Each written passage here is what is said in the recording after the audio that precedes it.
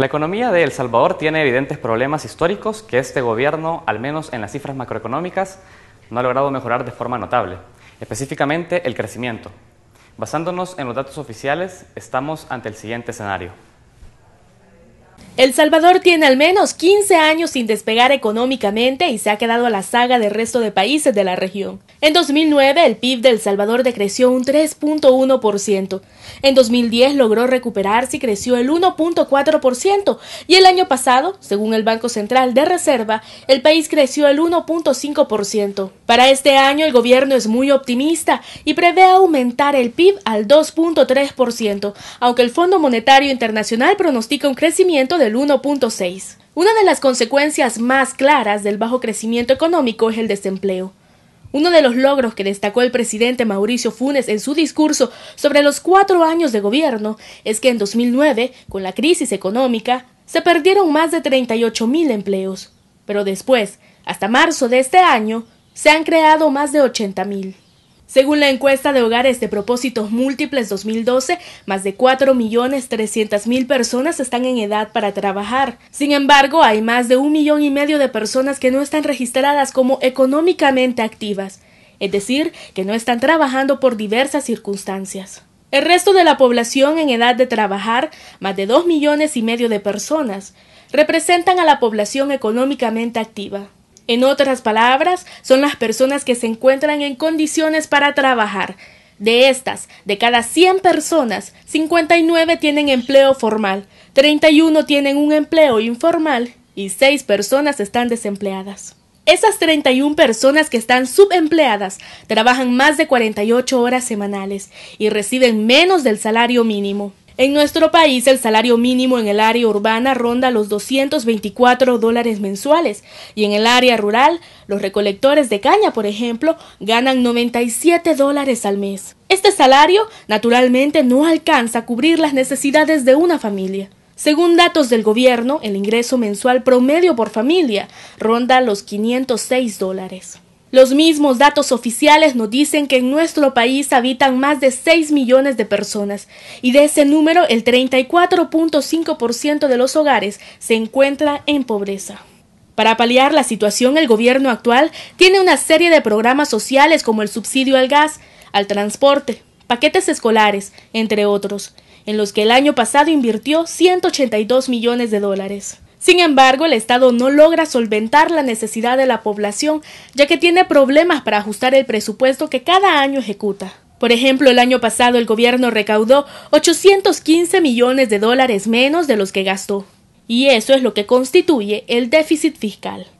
Hablando de recaudación de más de $23,000 millones que produce el país, el gobierno se queda con el 15.5% a través de los impuestos. Lo anterior obliga a que el gobierno incremente la deuda cada año con préstamos. Esa deuda actualmente supera los $14,000 millones, es decir, más del 55% del PIB. Este gobierno ha centrado sus esfuerzos en captar inversión privada, un aspecto fundamental para crear empleo. Hoy está aprobada una ley de asocios públicos-privados que debería servir para ese fin, al igual que otras leyes y reformas legales que se han planteado en la Asamblea Legislativa. Por el lado de las finanzas públicas, la deuda ha sido un tema de debate frecuente, así como los gastos excesivos de diferentes instancias de gobierno, según lo han dicho sectores opositores. Hoy hacemos un balance de la política económica del gobierno con las diputadas Carmen Elena Calderón Sol de Arena y Lorena Peña del FMLN. Soy Saúl Hernández Alfaro, bienvenidos a Francamente.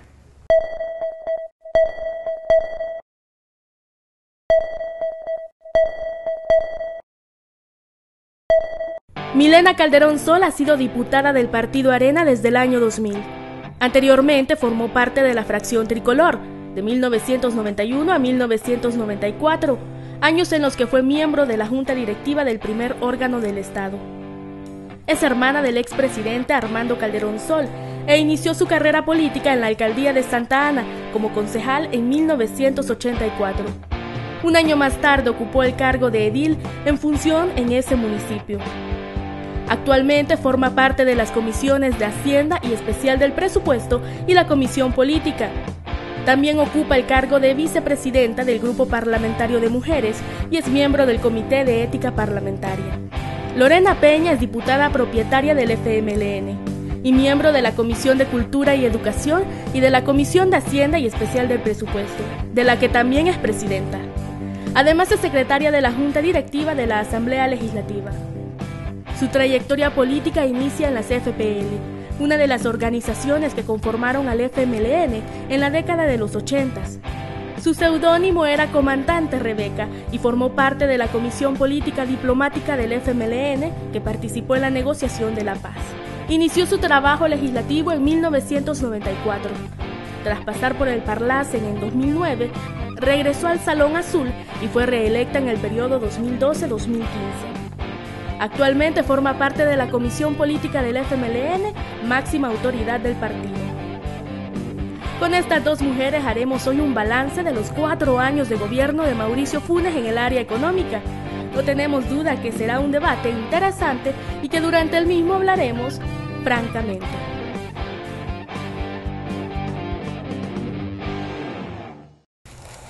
Buenos días, hoy es jueves 6 de junio de 2013. Bienvenidos una mañana más a este espacio de entrevista, francamente. Les agradecemos a ustedes que nos ven desde sus casas, aquellos también saludamos a aquellos que nos ven desde la web en www.tvx.com.sb y también les invitamos a que puedan participar de esta entrevista a través de las redes sociales en Facebook en francamente.tvx y en Twitter en @francamente.tvx. Esta mañana queremos hacer un balance económico de la gestión de 4 años de gestión del presidente Mauricio Funes, pero lo vamos a hacer también teniendo en consideración la estructura económica del país, también teniendo en cuenta los años anteriores, ¿no? Vamos a conversar esta mañana con 2 diputadas de la Asamblea Legislativa, 2 diputadas de la Comisión de Hacienda y Especial de Presupuesto. Ellas son Lorena Peña, diputada del FMLN y presidenta de la comisión, y con la diputada Milena Calderón Sol, diputada de Arena y vocal de esta comisión. A ambas quiero darle la bienvenida a esta casa. Bueno, bien, buenos días, gusto estar contigo y con Milena aquí. Buenos días, un gusto poder compartir aquí, estar aquí con Lorena y poder compartir. De acuerdo, diputadas, lo que nosotros pretendemos también es pasar revista por diversos aspectos de la economía que han sido señalados también, tanto como avances como críticas para este gobierno, y queremos conocer la visión de cada una de ustedes, pero también conocer un enfoque más propositivo, es decir, si bien vamos a entrar en discusión, queremos conocer propuestas por parte de ustedes para cada uno de los temas que abordemos.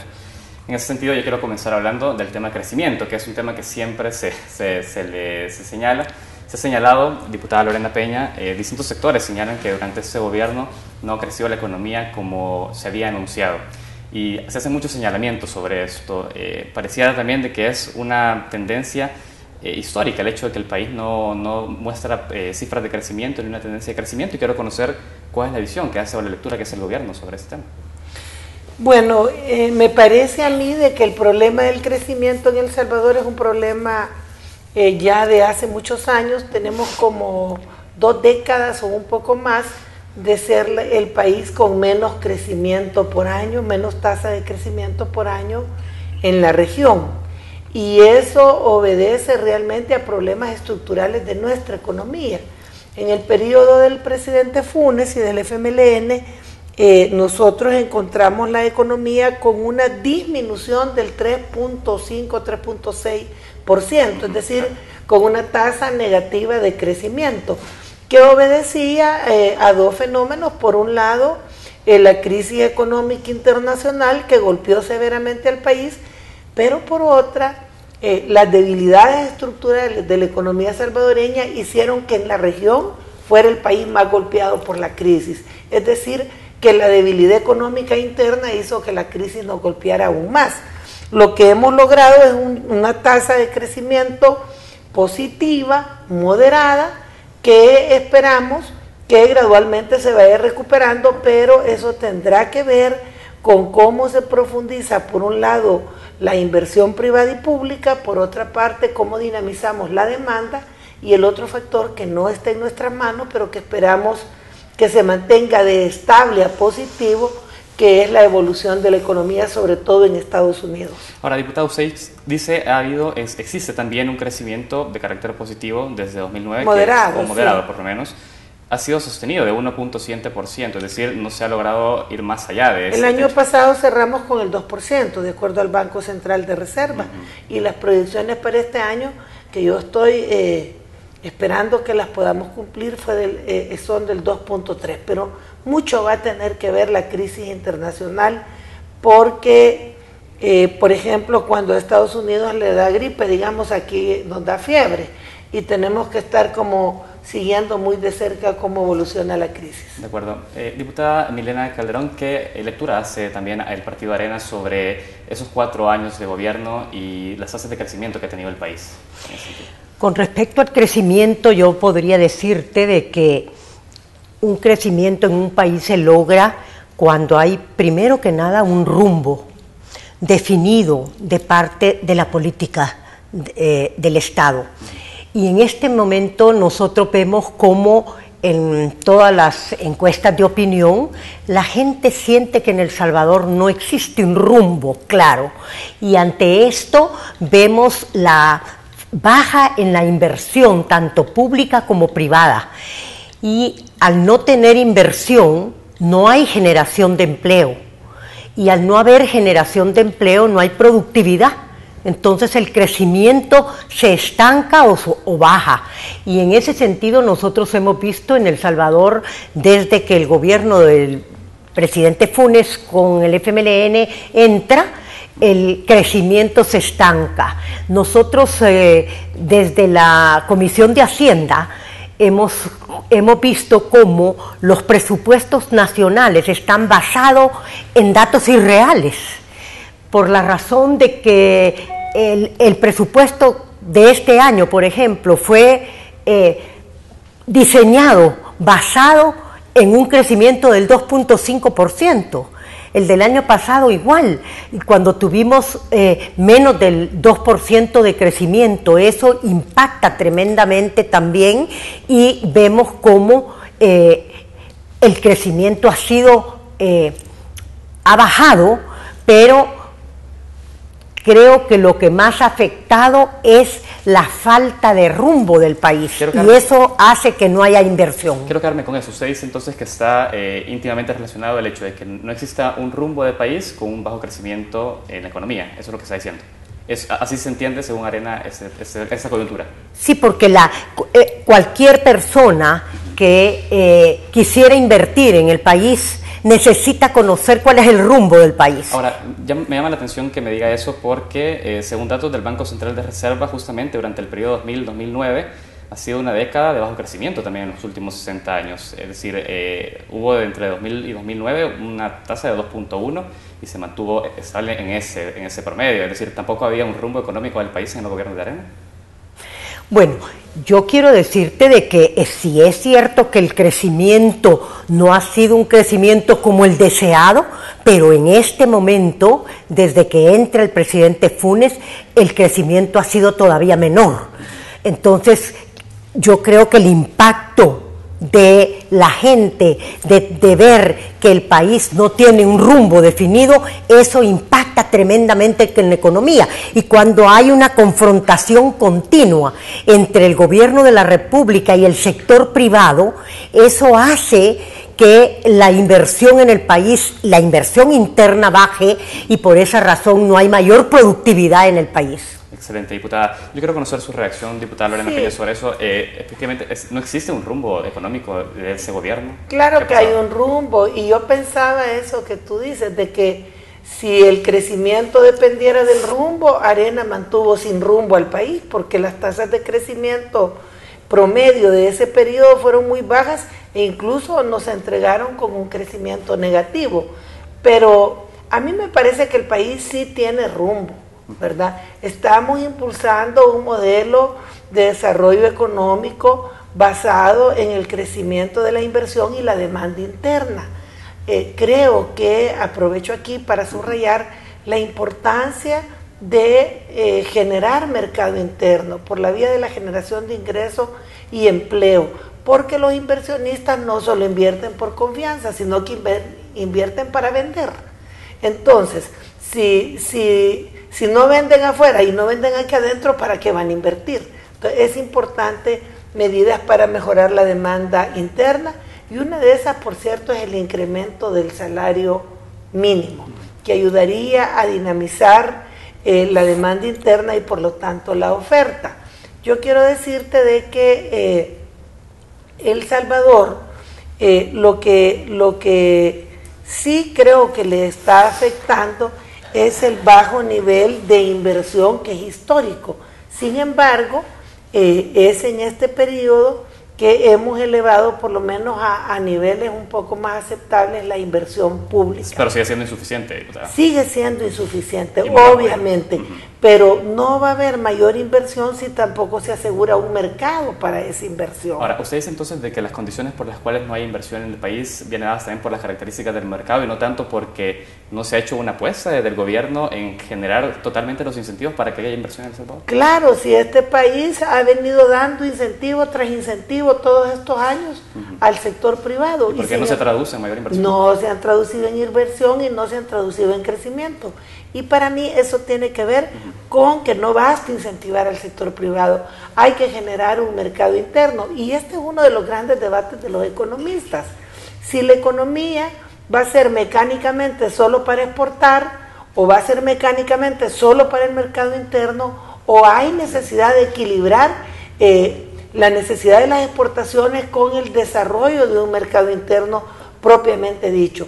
Las medidas de reactivación del agro y otras que este gobierno ha tomado van fortaleciendo poco a poco la posibilidad de desarrollar un verdadero mercado interno para nuestros productos y nuestras inversiones. Vamos a seguir hablando, diputadas, de esto porque tengo que ir a un corte y voy a iniciar con usted, diputada Milena Calderón, para también conocer su postura sobre ese tema.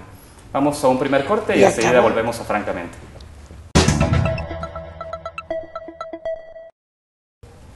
Continuamos en Francamente y esta mañana conversamos con las diputadas Milena Calderón Sol del partido Arena y la diputada Lorena Peña del partido FMLN, ambas diputadas de la Comisión de Hacienda y Especial del Presupuesto. Hacemos un balance en este momento económico en 4 años de gobierno del presidente Mauricio Funes. Diputada Milena Calderón, ya decía la diputada Lorena Peña, se debe centrar también en un debate entre el mercado interno y también incentivos para la exportación, decía de esa manera. ¿Usted cómo ve esta lectura? ¿Realmente es esta discusión la que está afectando el tema de por qué no crece el país, la baja inversión privada? Bueno, es que yo creo que nosotros como país debemos de apostarle a la productividad. Yo me recuerdo cuando el FMLN estaba en oposición, siempre hablaba de que estábamos incentivando el consumo interno y que solo era el consumismo y no hablábamos de producir más. ¿Y qué ha pasado ahora? El problema es que al no haber inversión, tú no generas más empleo y no tienes más demanda. Ves cómo la actividad económica ha bajado en El Salvador y ves el impacto que eso tiene en el crecimiento. Entonces, yo insisto, cuando en el país no se ve un rumbo definido, ¿qué es lo que querés apostarle como El Salvador? Yo en una intervención en un foro hablaba sobre cómo queremos vender nuestro país, en qué somos buenos, en qué queremos que la gente nos conozca, para poder nosotros producir más y apostarle a esto. Pero aquí no tenemos eso, sino que lo que yo siento que más ha afectado en estos 4 años de gobierno del FMLN es esa falta de rumbo. Yo estoy convencida de eso, porque si la gente no sabe para dónde vamos, sale el candidato del FMLN diciendo: nosotros queremos un socialismo siglo XXI. Nosotros lo que queremos es ser parte de Venezuela, satélite de Venezuela. ¿Eso qué es lo que pasa? Eso te da una inseguridad económica. ¿Qué rumbo debe tomar el país en materia económica, diputada? Tiene que dedicarse a atraer inversión. ¿Y cómo lo hace? Pero primero poniendo las reglas claras, para que el inversionista vea que hay reglas claras que no las vas a cambiar dependiendo de cómo está el carácter del presidente, sino que tener esas normas claras para poder atraer esa inversión. Pero además de eso, el inversionista va donde hay confianza, donde la calificación de riesgo de país es positiva. Pero cuando ahora vemos que un Fonavipo, por ejemplo, habla de que Fitch puede dar misa, ¿Qué mensaje le damos a los inversionistas extranjeros para que vengan a El Salvador cuando no pagan? Primera vez en la historia, después de los acuerdos de paz, que aquí no se paga una deuda, no se honra una deuda. Quiero conocer su opinión también. Sí, yo creo de que en este análisis económico no hay que hacer propaganda porque no es serio. El profesor Salvador Sánchez Serén no ha dicho todo ese listado de inventos que dice la diputada Calderón. Lo que él ha planteado en su libro El país que quiero es que necesitamos una economía que permite el desarrollo en plenitud de todos los seres humanos y que sea respetuosa del medio ambiente. ¿No está orientada al siglo XXI, al socialismo del siglo XXI? No, está orientada a las necesidades del Salvador, concretamente. Y yo quiero decirles que a veces tienen como nostalgia de un tiempo que nunca existió, ¿verdad? Porque realmente Arena tuvo su oportunidad y no logró el crecimiento deseado, no superamos la pobreza, nos hundió en un gran desequilibrio, no dolarizó, nos endeudó hasta la coronilla, hoy que tanto se habla de deuda. Entonces yo creo que Arena quiere que la gente se le olvide cómo gobernó y cómo entregó este país. Arena daba el drawback, firmó el TLC, hizo todo lo que quiso y aquí no creció la economía, aquí, hoy yo termino mi intervención, aquí no creció la economía, aquí no hubo transparencia, hablando de transparencia, y se incrementó la pobreza. Nos entregaron el país con un nivel de pobreza que hasta Fusades lo encubre, porque Fusades habla de la pobreza del 2006, como que nosotros gobernábamos en el 2006. Mire el nivel de pobreza con que nos han dejado el país. Nos la dejaron, y por aquí lo tengo en este dato, nos lo dejaron con un, ya le digo, 37.7% de pobreza, que se ha reducido con el gobierno del presidente Funes. Ahora ha subido. A mí me parece de que el problema económico es un problema serio, que requiere política económica en serio. De acuerdo. Nosotros hemos impulsado, por cierto, que por unanimidad, una serie de legislación que favorezca el clima de inversión. Esa es una parte. Y como te decía, para mí hay que mejorar el clima de inversión, no como estados psicológicos, sino con medidas prácticas, y por el otro lado hay que reactivar el mercado interno, generando más demanda interna. De acuerdo, diputada. Yo escuchaba a la diputada Lorena Peña y ella decía, bueno, se aprobaron también TLC, se aprobaron medidas que favorecían a que El Salvador pudiera ver hacia afuera y comenzar a producir pensando en la exportación, ¿no? Ella dice, no se reflejaron esos resultados a partir del TLC. ¿Por qué sucedió esto, diputada? Es decir, por más que se le apostó también a la liberalización del mercado en ese sentido. Bueno, primero decirte de que no coincido con lo que dice Lorena, porque cuando nosotros como Arena recibimos el país, después de la guerra, este país estaba postrado. Teníamos una pobreza de más del 63%. Y ella acepta que habíamos bajado casi a la mitad de lo que se recibió la pobreza. O sea, hubo una movilidad social enorme cuando el gobierno de Arena. Entonces, yo insisto que si es cierto que nosotros quisimos a través de los TLC abrir la posibilidad de tener mayor producción y de generar más empleo. Yo siempre hablé, a mí me tocó ser la presidenta de la Comisión de Relaciones Exteriores en ese momento, y me tocó ver los TLC. Y nosotros, nuestro objetivo al aprobar los TLC era el rostro humano de los TLC, siempre hablé de eso, y era la generación de empleo, porque era la única manera de poder producir más y demandar más empleo y mejores empleos. Y por esa razón es que nosotros hicimos. Lo que pasa que para poder poner el TLC ya en todo su esplendor, por así decirlo, tú tenías que dar toda una normativa que tenías que adaptar para poder tener y toda esa dinámica de exportación que nosotros hemos tratado de hacer a través de los TLC. Y que sigue estando ausente, dice, según ¿A qué pasa en este momento? En este momento la tramitología ha vuelto, cosa que nosotros habíamos disminuido para poder facilitar más la tramitología de la exportación. Diputada, yo tengo que, bueno, lo han planteado de cada una de su visión, pero yo necesito volver al tema de inversión porque tengo que ir aterrizando también con unas propuestas concretas por parte de ustedes.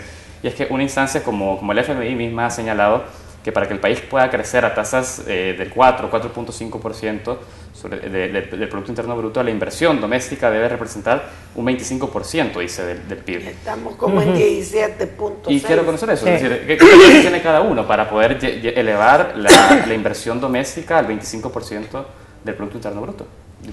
Bueno, ese dato es interesante porque históricamente en los últimos 20, 25 años la inversión estuvo más o menos en un 15% y ahorita ha llegado a 17.6, algo así, que es muy por debajo de los requerimientos de inversión para un crecimiento sostenido que sea mayor que la tasa de crecimiento de población, que es lo que mejoraría el ingreso per cápita. En el caso de el fomento de las inversiones, como te decía, nosotros ya con este gobierno hemos adoptado un paquete de medidas orientadas a atraer inversión nacional e internacional, que tienen que ver con la reforma a la ley de zona franca, a la reforma a la ley de servicios internacionales, la creación de la ley de socios públicos privados y además hay otras leyes que se están discutiendo ya en la Asamblea Legislativa, la ley de fondos de inversión y la ley de inversiones. Que son diferentes. Que han aprobado por unanimidad, tengo entendido. Sí.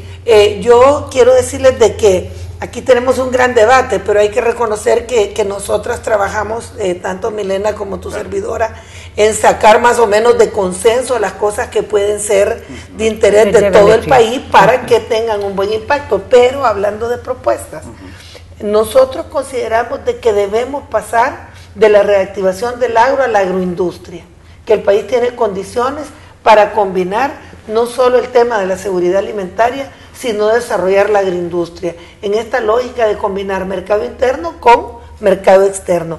Nos parece que en El Salvador debemos crear con la nueva ley de ciencia y tecnología, con los APP y otras herramientas que ya contamos, en atraer y hacer convenios de atracción de empresas de alta tecnología, así como esta primera experiencia que se va a tener con Sensitive, que va a trabajar aquí lámparas inteligentes, pero esto debe como generalizarse. Y otra apuesta fundamental para la inversión es el apoyo a la micro, pequeña y mediana empresa, que tienen tanto que ver en la producción industrial, digamos, de productos de consumo, como en el turismo. Yo creo que este es un debate que debe arribar, y en eso yo comparto la opinión de Milena, a definir algunos giros en los que el país se quiere especializar. No nos corresponde, creo yo, a los políticos decir cuál es el giro, pero sí contribuir a que los técnicos ubiquen en una exploración del mercado internacional y de nuestras capacidades los giros principales en los que nos podemos concentrar. Diputada Milena, identifico bastantes similitudes acá en las posturas, o por lo menos lo he visto cuando se está asintiendo a las propuestas que hace la diputada Lorena Peña. ¿Cuál es la propuesta que se tiene para poder atraer ese 25% de inversión doméstica? Yo insisto de que en un país que queremos atraer inversión, tienen que darse confianza. Y la confianza viene por reglas claras. Y la confianza viene porque haya seguridad en el país. Seguridad jurídica y seguridad ciudadana. Entonces, El Salvador está pasando por momentos muy difíciles. Tú ves cómo la inseguridad de la gente es tremenda, y entonces cómo puedes invitar a los inversionistas extranjeros cuando se dice aquí la inseguridad ciudadana es el diario vivir de la gente, es evitar una extorsión, el que le puedan matar, la inseguridad en sus casas. Ahora ya no hay seguridad en ningún lado. Entonces, cuando tú ves eso afecta tremendamente en la atracción de inversiones. Nosotros desde la Asamblea Legislativa hemos contribuido como una oposición responsable y propositiva con nuestros votos en leyes que den esa normativa clara para la atracción de inversiones. Por eso apoyamos el asocio público-privado, porque creemos que eso podría atraer una gran cantidad de inversionistas que generen una gran cantidad de empleo, y que eso es lo que está viviendo ahora la familia salvadoreña, que no hay una familia que no te diga tengo un desempleado. Es decir, que se han dado avances, digamos, en el marco de estas últimas legislaciones en materia de entregar de atracción esas reglas de claras, inversión. se ha hecho esa avance, entonces coinciden. Coincido de que nosotros como oposición hemos contribuido con eso, porque creemos que si damos reglas claras, pero no solamente se necesita la seguridad jurídica, sino que también la seguridad ciudadana. Y es ahí donde el Ejecutivo tiene que hacer el esfuerzo para poder salir de esto, que es lo que más está impactando negativamente a la ciudadanía. Perfecto. Entonces, ¿podemos encontrar algún tipo de consenso por parte de las dos fuerzas principales y mayoritarias partidarias en el país sobre el identificar dónde está el meollo de este asunto? ¿O usted difiere acá? Yo quiero decirte que una de las tal vez de las cosas que me dio satisfacción, sí, cuando apoyamos el asocio público-privado, es que el mismo FMLN tuvo que aceptar que sin la participación de la empresa privada el país no puede salir adelante. Necesitamos de la participación de la empresa privada en la inversión interna y en la generación de empleo. Diputada, ¿fue algo que se dio cuenta el FMLN de repente, el hecho de que era necesario incorporar al actor privado, o es algo que ya lo tenían pensado dentro de esa estrategia? En realidad, los programas de gobierno del FMLN siempre han planteado la necesidad de un sector privado dinámico y comprometido con el desarrollo del país. Ahora, a mí me parece de que el gran esfuerzo que debemos tener es generar los consensos para sacar adelante El Salvador. Nosotros somos de la opinión de que la labor de los políticos y las políticas en cierto modo se va a medir por cuán capaces seamos de ponernos de acuerdo para sacar adelante al país. Algunos de los esfuerzos que ha propuesto el presidente Funes y también el FMLN y otros partidos ha tenido como esa característica que a mí me parece muy positiva. Ahora yo te quiero decir algo más. Creo que en el tema de la seguridad ciudadana, si bien se ha avanzado, todavía tenemos que caminar.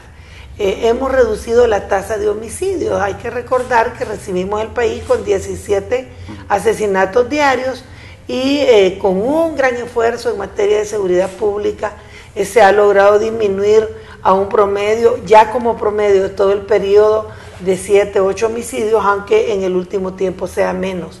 Y ahora el presidente Funes anunció la creación de una unidad especial anti-extorsiones para complementar el combate a los homicidios, la disminución de los homicidios y el combate a las extorsiones. El otro elemento que para mí es muy importante es promover más participación ciudadana en todos los temas, en seguridad, en economía, para que podamos contar con la sabiduría del pueblo, de la ciudadanía, a la hora de tomar en cada momento las decisiones. Muy bien, tengo que pasar a otro tema para que podamos entrar en discusión sobre esto, pero antes de ir a ese tema, diputada Lorena Peña, me gustaría conocer su opinión sobre también cuál ha sido la relación de este gobierno con el sector empresarial, porque se le ha tildado de ser un gobierno que ha sido confrontativo con el sector empresarial del país. ¿Usted cree que ha sido la mejor relación la que se ha establecido este gobierno con Bueno, el presidente Funes tiene el asocio para el crecimiento que se mantiene activo con representantes importantes del sector empresarial. También mantiene bastante buena relación con diferentes gremiales. Yo creo que el caso patético es el de ANEP, pero es que ANEP tomó una posición partidaria y yo creo que no es conveniente que las gremiales, en este caso ANEP, haya tomado la posición partidaria que tomó, y más que ANEP el presidente, que es bastante sui generis, pero en términos generales para mí sí el presidente Funes ha mantenido el asocio para el crecimiento, ha tenido relación con las diferentes gremiales y ha sido una relación como la que debe tener un estadista, pues que en algunos puntos tienen acuerdo y en otros no. ¿Hace un balance positivo de esa relación? Yo hago un balance positivo. Tengo que ir a un corte, pero me gustaría conocer su opinión antes. ¿Es un balance positivo? No, yo creo que es totalmente negativo las relaciones que el gobierno actual ha tomado. Bueno, vimos la actuación del presidente Funes este 1 de junio, es su reacción totalmente confrontativa ante la opinión de la oposición y así es su actuar con la empresa privada. Yo creo que en ese sentido puedo decirte que ANEP ha jugado un papel importante. Ellos como gremial que representan a miles de empresarios, tanto medianos, pequeños y grandes, tienen la obligación de mantener lo que sus afiliados piensan y tienen que trasladarlo.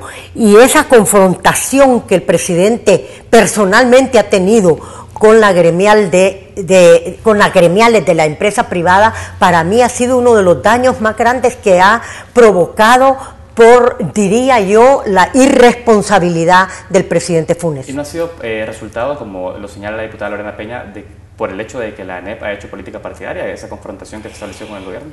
Yo creo que eso es una irresponsabilidad decir, porque entre los empresarios, los miles de empresarios que están en ANEP, hay empresarios de cualquier ideología.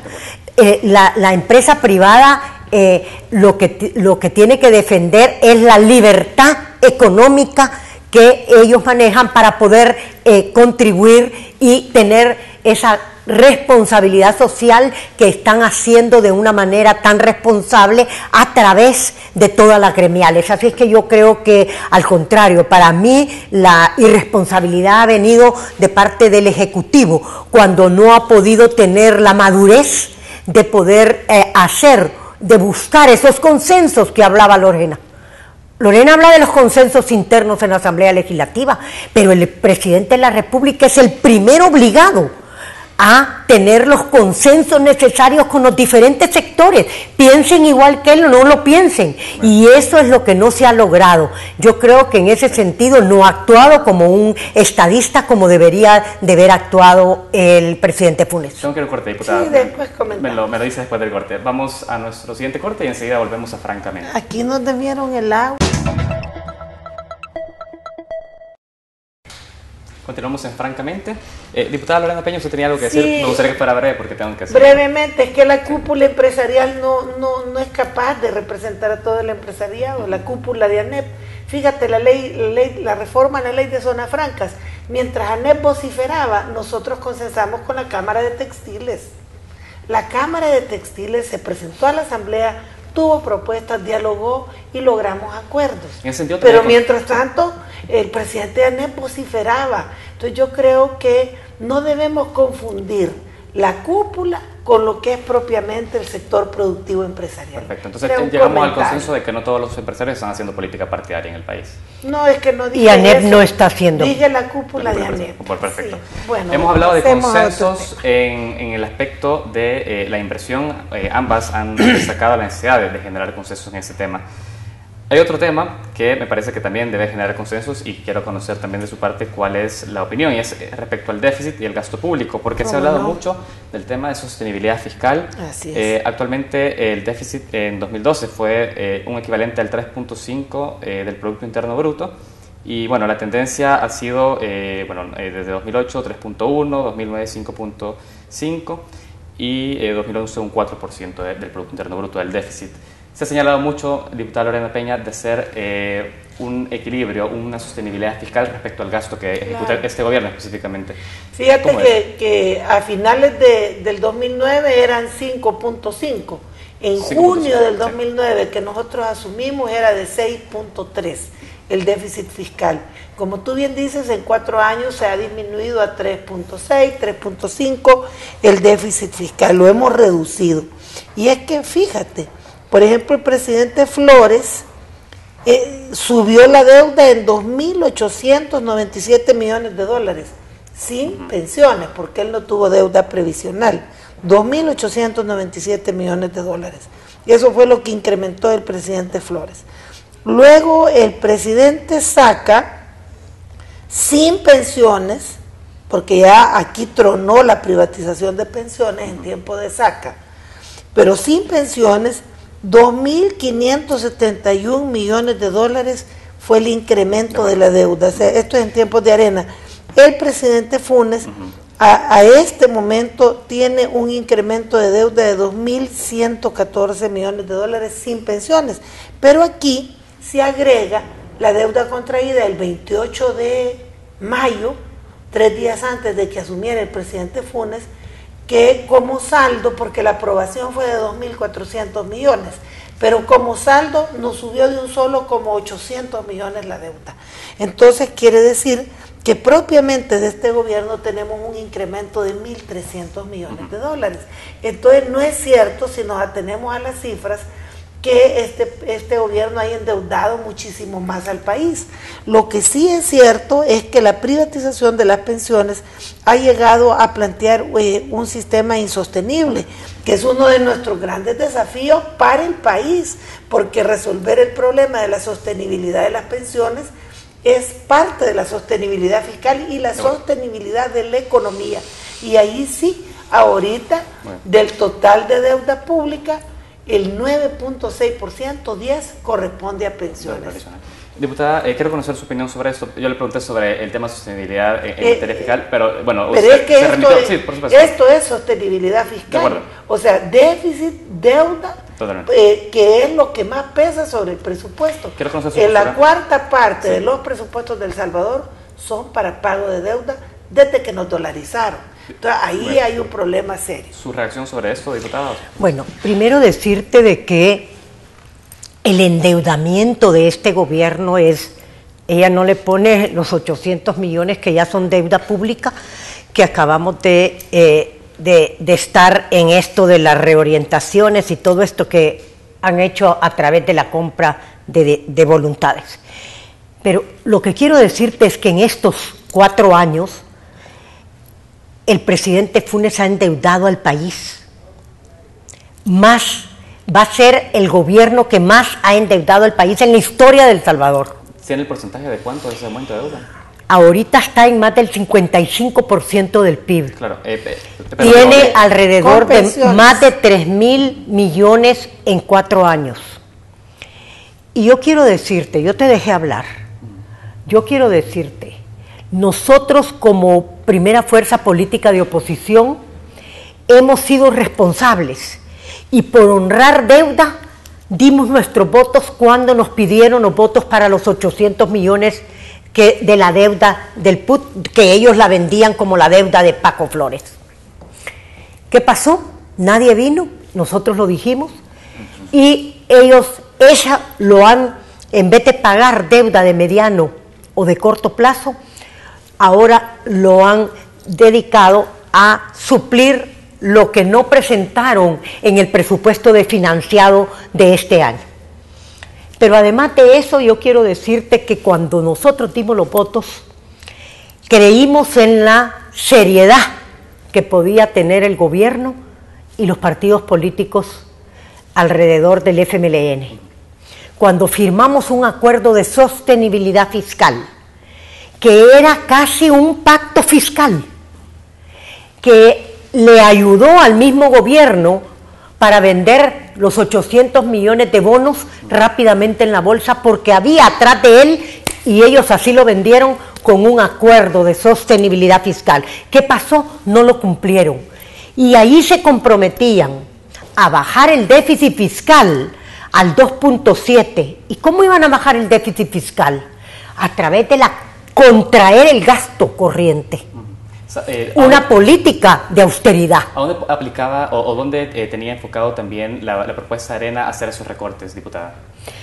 Nosotros, en un momento cuando vimos que el déficit iba más arriba del 3 punto y pico %, dijimos, y lo que nosotros pedíamos era que hubiera un compromiso firmado de que se bajaría ese déficit fiscal al 2.7%. contrayendo el gasto.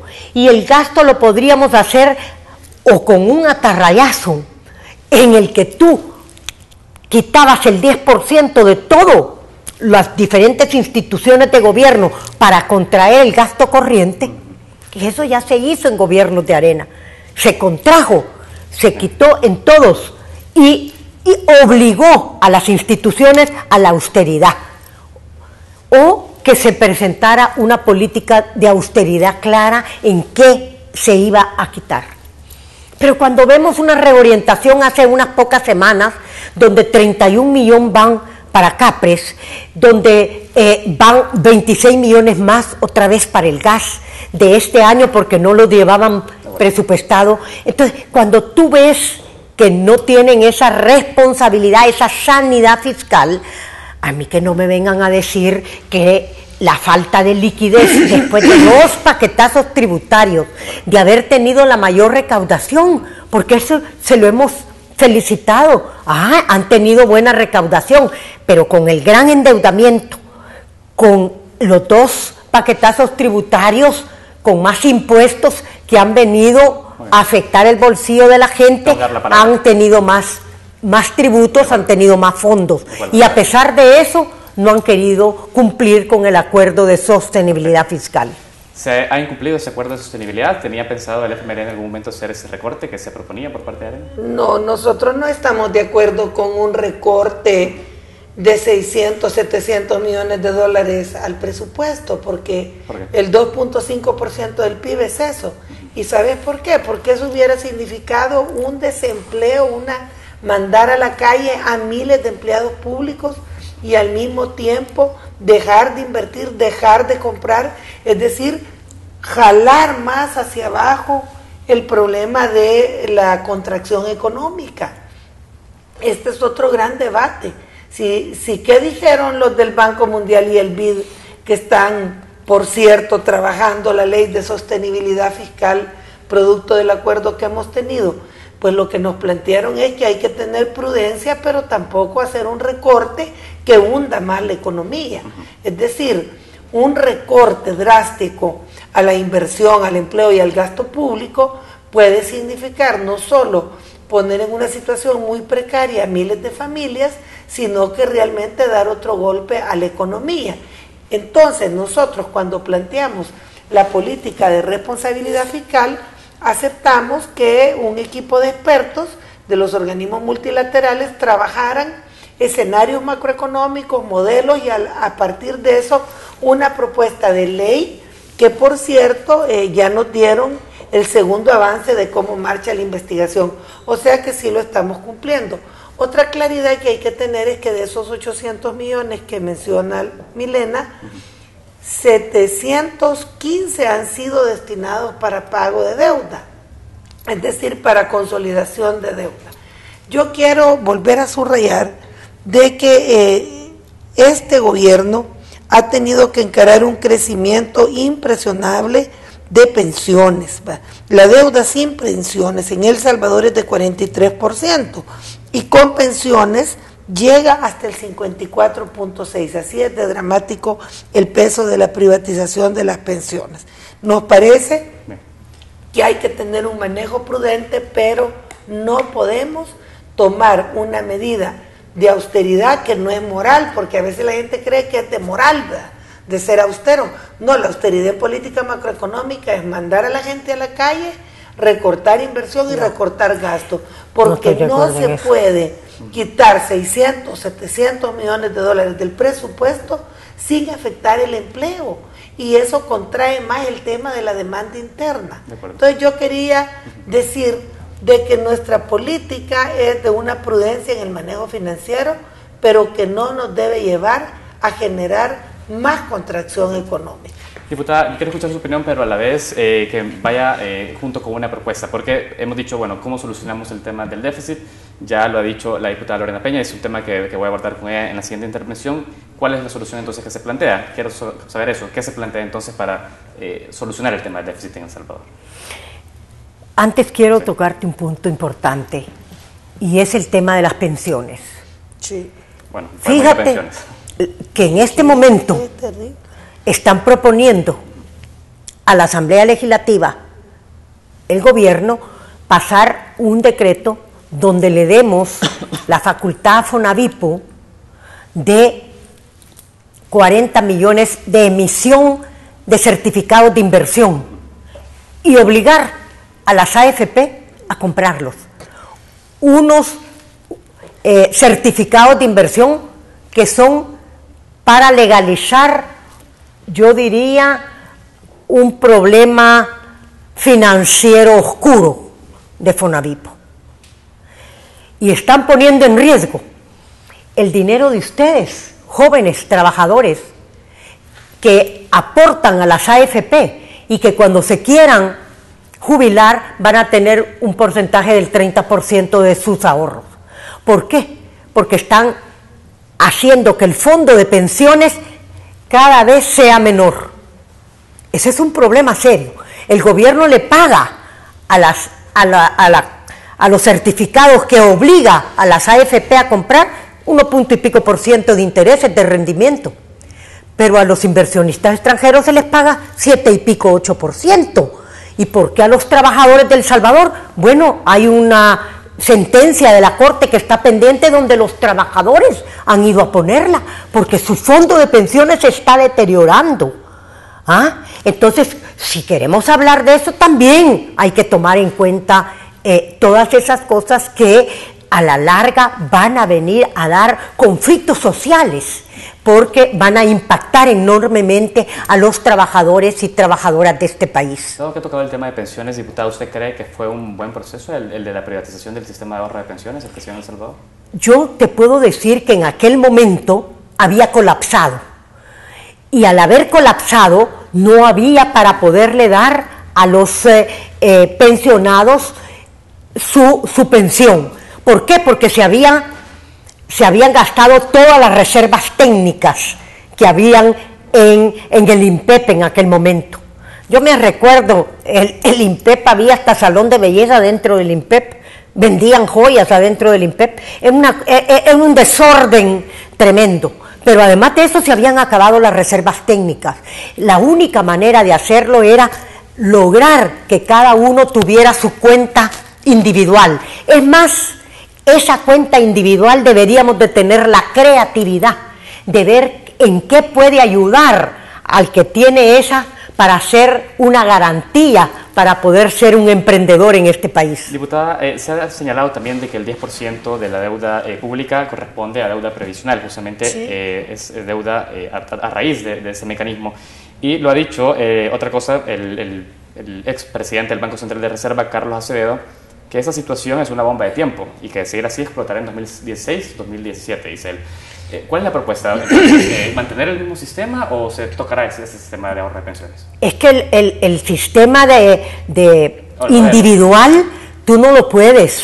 Ya cada individuo es dueño de sus ahorros. Y creo que eso se debe de mantener. Okay. Ahora, debemos de ver lo que se viene cargando de la irresponsabilidad que hubo en aquel momento de tener esas reservas técnicas terminadas, porque era la caja chica, así como en un momento dado ha sido la CEL. De acuerdo, tengo que ir cerrando, pero quiero conocer su opinión sobre eso. ¿Se debe modificar? Bueno, ese periodo del que habla la diputada Calderón es el periodo del PDC, que por cierto va de aliado en unidad, ¿verdad? O sea, para sí, que veamos de responsabilidades históricas. Y el FMLN no votó por la privatización justo porque consideramos que era un modelo que a la larga iba a ser inviable. Lo que ocurre es de que ahora el Estado tiene una serie de compromisos con los pensionados actuales y futuros y no tiene los cotizantes suficientes. Así se puede resumir. Sí. Tiene compromisos de pago de pensiones y no tiene ingresos. Y eso le ha llevado a ir creciendo la deuda. Sea bueno o mal presidente, esa deuda ahí le va subiendo, porque la ley obliga a que el Estado asuma compromisos y no tiene cotizantes. Nosotros queremos decirle a la ciudadanía que no estamos de acuerdo en disminuir una sola prestación.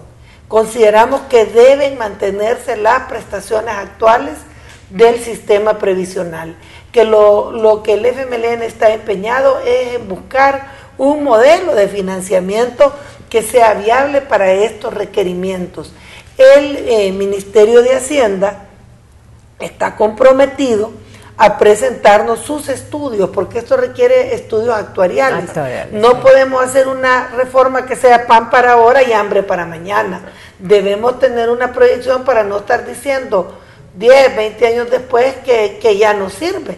Y para eso se necesita que hayan serios estudios actuariales y financieros. Pero tenemos que cuidar el fondo de los trabajadores. Exacto, no poder reducir sus prestaciones, pero sí deberemos buscar un modelo nuevo. Justamente todos los países que privatizaron pensiones hoy tienen esa discusión. Bueno. Con la colega fuimos a un seminario de fondos de pensiones públicos y privados, y la conclusión a la que yo llegué es que no tenían acuerdo, porque cada país está tratando de salir ante la dificultad de pensiones privatizadas, que todavía hay que hacerles pagos públicos cuando no hay cotización. O darle la oportunidad de que esas administradoras puedan tener la oportunidad de invertir, que el trabajador debería de ser dueño de las telefonías, ¿me entiendes? El mismo trabajador salvadoreño debería de ser dueño de acciones de grandes empresas, y esa posibilidad no la tiene aquí en El Salvador. Debemos de abrirla. Hay que aprobar. Excelente. Pero tenemos que ir abriéndola. Chile fue abriendo esas posibilidades, que yo creo que es un modelo que tenemos que estudiar más a profundidad. Me gusta también que entren en coincidencias, eso es bueno. Me gustaría, ya para cerrar No es que ese tema, tiene que ser básico. La ley los dejó sin la posibilidad de invertir en mercados primarios. Excelente. Y eso es una de las grandes demandas de los pensionados y de las mismas administradoras. Diputadas, tengo que cerrar la entrevista, pero me gustaría, dado que hemos abordado esa serie de puntos, que me desglosen a qué debe hacerse en materia económica para mejorar esa situación que tenemos actual. Tiene que ser mejorable por el bien del país, y me gustaría conocer de parte de cada uno de ustedes cuáles serían, según ustedes, las apuestas que deben de hacerse en el corto, mediano y largo plazo, ¿no? Bueno, yo creo que debemos crear un verdadero fondo de inversión para apoyar los esfuerzos de los inversionistas que quieran comprometerse con el desarrollo nacional en proyectos de pequeña, mediana y gran escala. Segundo, creo que debemos incrementar el salario mínimo para mejorar la capacidad adquisitiva de la familia salvadoreña, pero también para desarrollar la demanda interna. Tercero, creo que debemos hacer un serio esfuerzo por todavía reducir más la tramitología que permita que inversores que están interesados en apostarle al país no se decepcionen de tanto trámite innecesario que tienen que hacerse. Y cuarto, debe mantenerse un manejo prudente de las finanzas públicas. Yo no estoy por hacer grandes recortes, pero tampoco estoy por hacer fiesta. Debe haber un manejo prudente. De acuerdo, diputada. Bueno, primero que nada, yo creo que lo más importante, nosotros como Grupo Parlamentario de Arena presentamos una ley de responsabilidad fiscal, de sanidad fiscal, que creo que es importante el cumplir con este acuerdo de sostenibilidad para poder poner en orden las finanzas públicas. Y luego el clima de inversiones, creo que es importantísimo trabajar en el clima de inversiones, que tiene que empezar con la confianza que le debemos de generar internamente para poder atraer inversión extranjera como inversión en el interior del país, y poder así generar más empleo, porque la única manera de que vamos a poder producir más es teniendo más empleo y produciendo más.